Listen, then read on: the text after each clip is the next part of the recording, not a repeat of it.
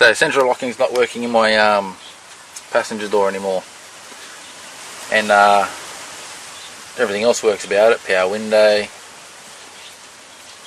the standard locking, so forth. But when you use the central locking, it doesn't lock or unlock my passenger door anymore. So first of all, undo me screws,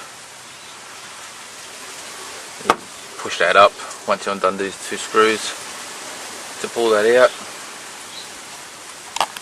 There's a little 8mm bolt behind here and 2 more screws on the door down here, but I don't think I'll need to take the bottom off just yet, so I'll just get the top off and have a look behind. I think it's just a little plastic clip that needs to be replaced, or maybe just pushed back together. Okay, so I've taken the whole door apart, and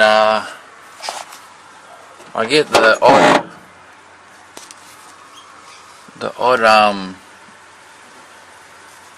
how would you say, like a click, like the door's trying to unlock when I press the central locking, but it's only like random. It might work once out of, say, I don't know, 15 times of trying. It's down down there, so it's a bit tricky to get to. This is also the same area if you had to change a door handle, so I might just keep an eye on that. Might be able to cover that in the same clip here. So it looks like what I have to do at the moment is get this plastic rail out of the way, probably take this arm off down the other end so I can get my hand down there. I know there's a bolt down here that undoes the mount inside. Camera doesn't really do the best of angles, but so I'm going to do that, and then I'm going to go and have a look at the workshop manual, and I'm going to have a look at how all this wires up here. I don't really understand why we have 5 wires heading down to something that just simply locks and unlocks. So there must be something else to it, and finding that out, then I'll be able to put a multimeter on it and check for connectivity and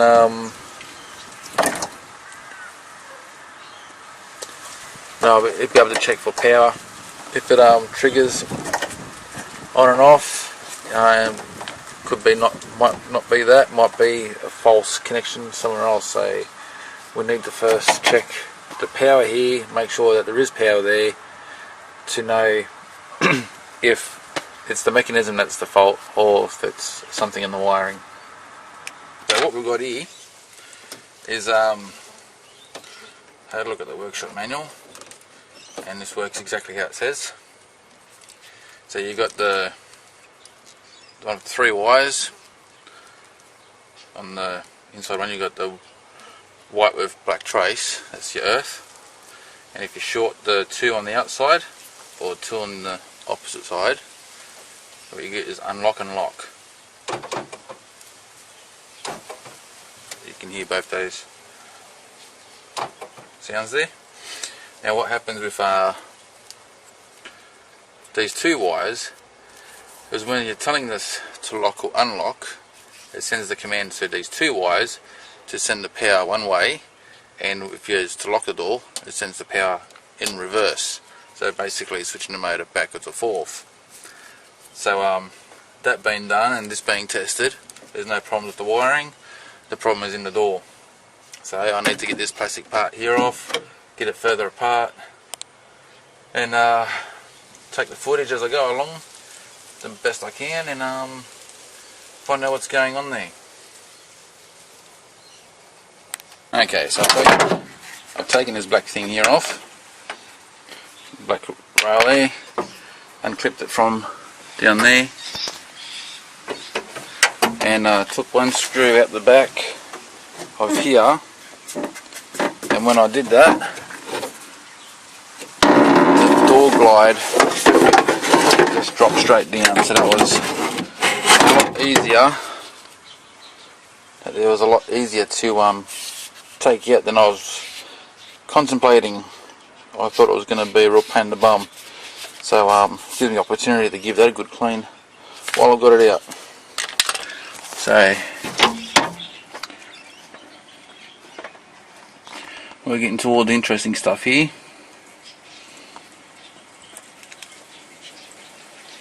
Looks like it could do with a bit of a WD-40 on everything there.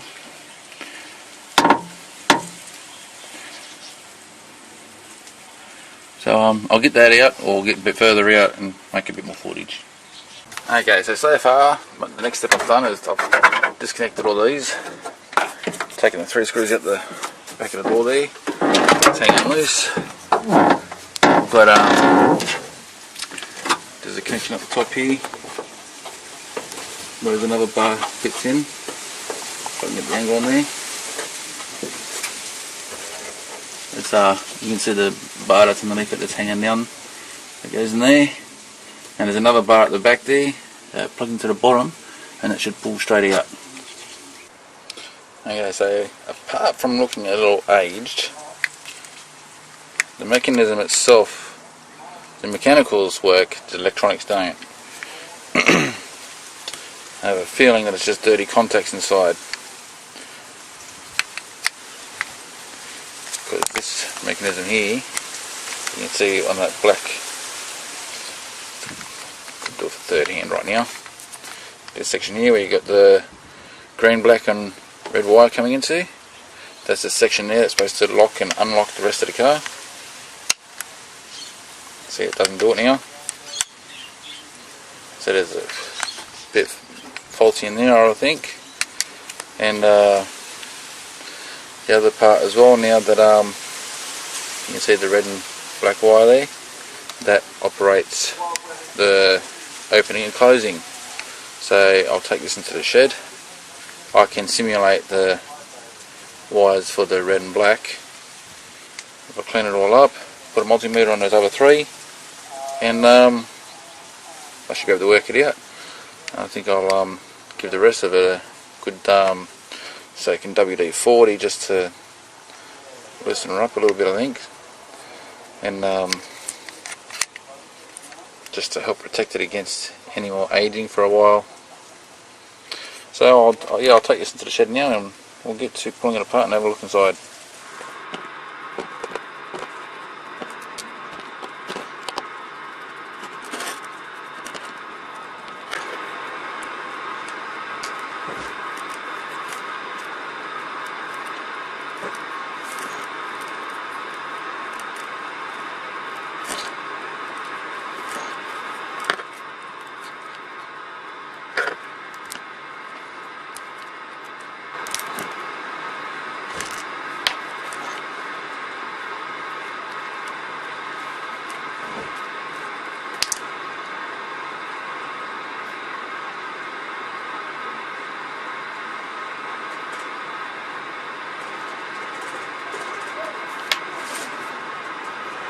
Alright, just showing you inside here.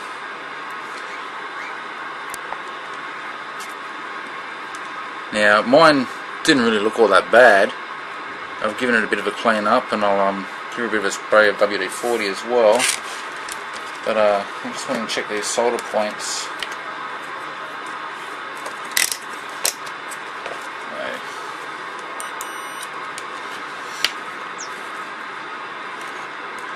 So we'll start with the green wire on the outside there.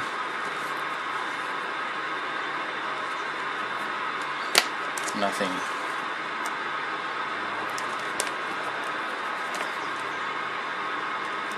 So the solder point itself on this green one shows nothing.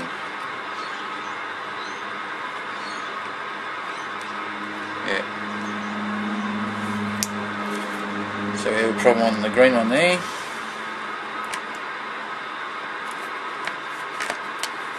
This is the black one. Also nothing showing there. I'll go to the red one.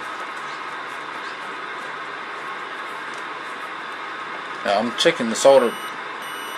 Okay, so the red one actually has contact. The black doesn't.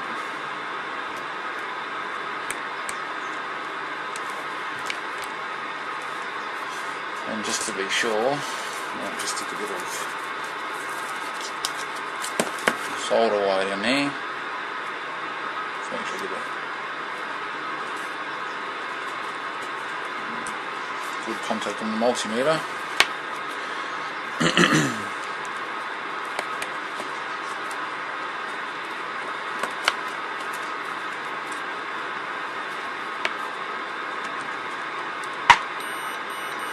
That's red. Okay, that's right.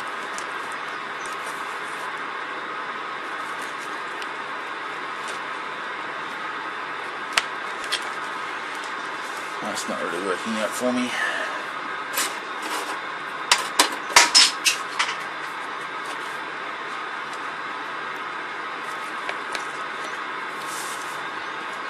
Don't want to break the tension inside there.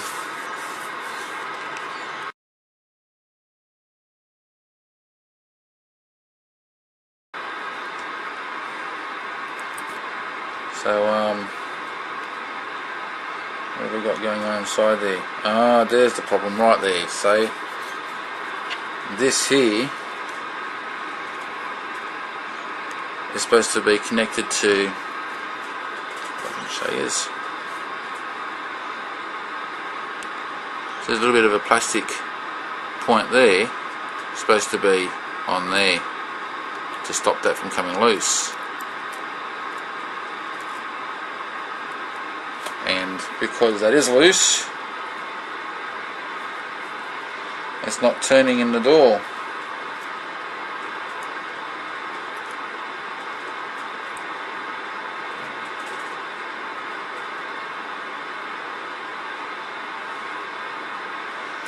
Completely off where it's supposed to be, so what I need to do is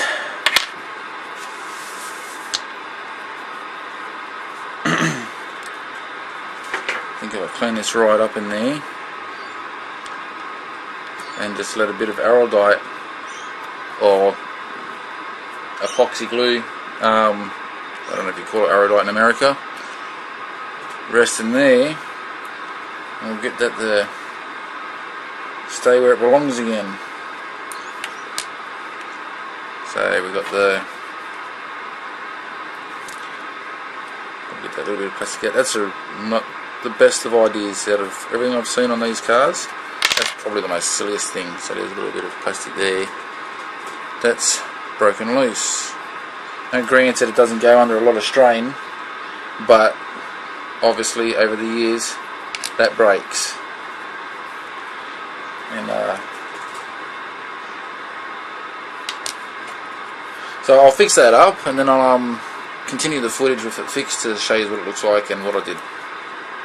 Okay, so I'll show you what I've done here. This is what I'm going to use as a fix. I decided to use silicone or silicone instead of an epoxy glue or araldite. What I've got here is underneath the center coin, I've got silicone underneath there, and just underneath where the original point was, I've got silicone. So that there should never break again. If it was to by chance separate, which I highly doubt, the silicone being a rubber substance will still keep the mechanism working. And another reason why I decided to go for silicone instead of an epoxy glue hardens right up. Now if I was to have this center coin not exactly square there, or there was no tolerance for a little bit of movement, when I got to this point here and put it all back together, that there might have moved the coin, putting stress on the epoxy glue that I've used, and over time would have cracked and would have had the same problem all over again. So silicone was the best option to go there. So I'll have to let that sit for a couple of hours, so I don't want to touch that any further. I think that's about right there. I don't want to move it any more. The more I move it, the weaker the silicone contact will get. So I'll just set that aside and leave that as a job to put back together in a couple of hours. And we'll get to pulling this apart. Don't forget to clean the work up as you go. When working with things like this.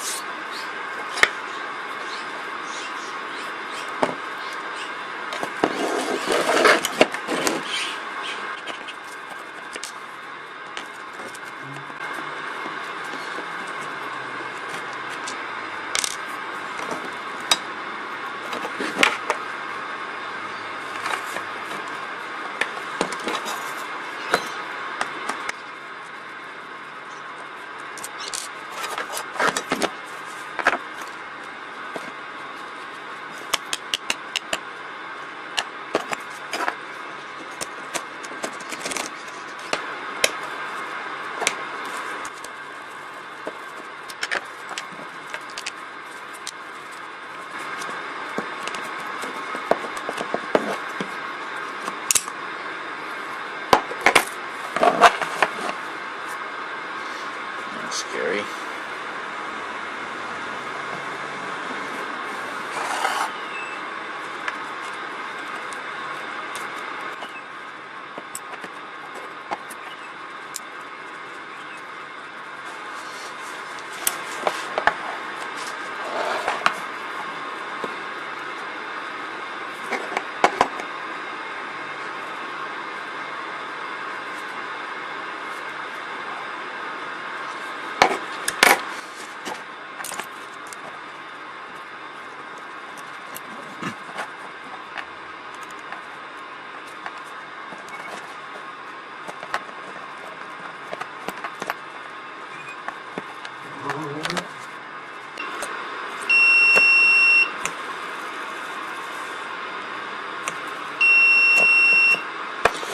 Alright, so we'll pull her apart and have a look, I guess.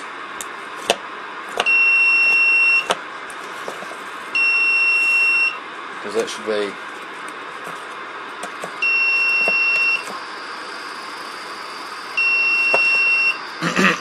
that should be turning quite easily.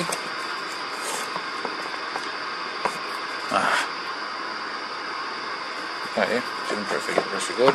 That should be turning quite easily, and I can feel it in my hand. There's something not right there, so I need to pull this motor apart, have a look inside. I won't unsolder anything, I'll just unclip it from here.